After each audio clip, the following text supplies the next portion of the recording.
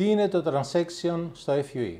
Λοιπόν, δείτε τις παρακάτω φωτογραφίες. Η πρώτη δείχνει ακέραια μοσχεύματα, η δεύτερη δείχνει ένα πλήρως κομμένο μόσχευμα και η τρίτη από αριστερά δείχνει ένα μόσχευμα που του έχουν κοπεί δύο από τις τρεις τρίχες. Γιατί σας τα δείχνω αυτά? Γιατί πρέπει να γνωρίζετε τι είναι το transection. Το transection είναι η διατομή μέρους ή ολόκληρου του μοσχεύματος. Είναι ανεπιθύμητο και πρέπει να αποφεύγεται γιατί οδηγεί σε τραυματισμό και μείωση της βιωσιμότητας των μοσχευμάτων.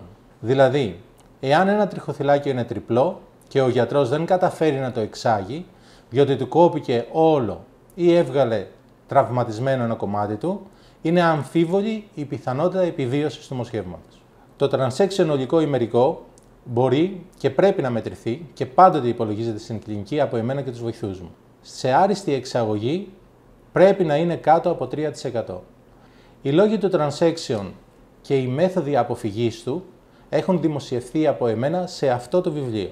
Καταλαβαίνετε λοιπόν ότι στη Zondos Hair Skin Clinic έχουμε τη γνώση, την εμπειρία και τα εργαλεία ώστε να εξάγουμε ποιοτικά και υψηλής βιωσιμότητας μοσχεύματα που αποτελούν προϋπόθεση για ένα άριστο αποτέλεσμα.